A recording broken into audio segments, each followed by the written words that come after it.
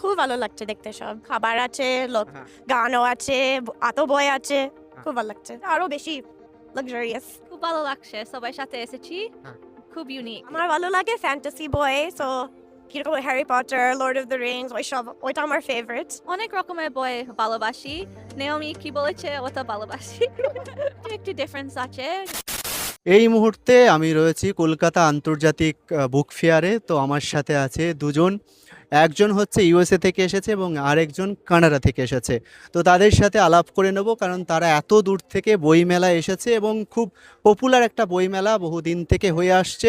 তো তাদের অভিজ্ঞতা আমরা জেনে নেব এই মুহূর্তে।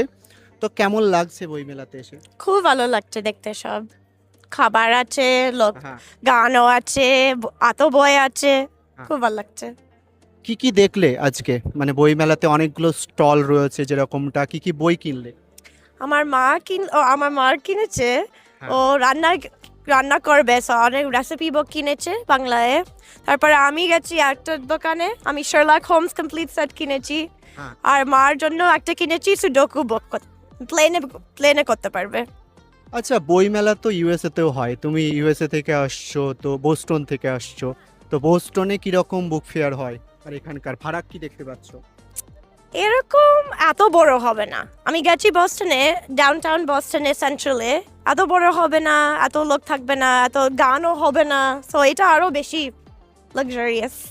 আচ্ছা, আরেকজন রয়েছে তো কানাডা থেকে, তো তার কাছে জেনে নেবো অভিজ্ঞতা কেমন লাগছে, বলো। হ্যাঁ, খুব ভালো লাগছে, সবাই সাথে এসেছি, হ্যাঁ। খুব ইউনিক।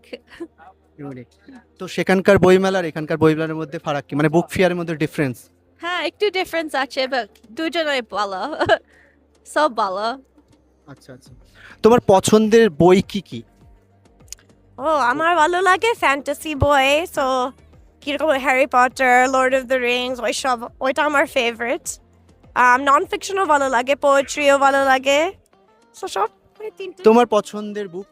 অনেক রকমের বই ভালোবাসি, নেওমি কি বলেছে ওটা ভালোবাসি। যাই হোক, তোমরা তো এই ভারত সফরে এসেছো, মানে কলকাতায় এসেছো। তো এর আগেও তুমি এসেছিলে, দুজনেই এসেছিলে। তো তখনকার যখন এসেছিলে আগে, তখন আর এখনকার মধ্যে ফারাক কি দেখতে পাচ্ছ, ডিফারেন্স তখন আর দেন আর নাও? বেশি লোক আছে, তখন কি এত লোক ছিল না? লাইকলি ছিল, কিন্তু আমি ছোট বাচ্চা ছিলাম, জানতাম না কি হচ্ছে বাইরে, বাপ মার সঙ্গে বেশিরভাগ ছিলাম। এখন আমি আরো ফ্রি আছি, জায়গায় লোককে দেখতে, বাইরে যেতে, কফি খেতে। আমি বাটার কফি খেয়েছি রিসেন্টলি ব্রাইট স্ট্রিটের কাছে, খুব ভালো ছিল।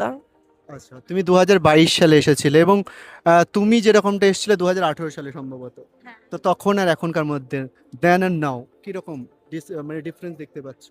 একটু একটু ডিফারেন্স আছে, সব অন্যরকম।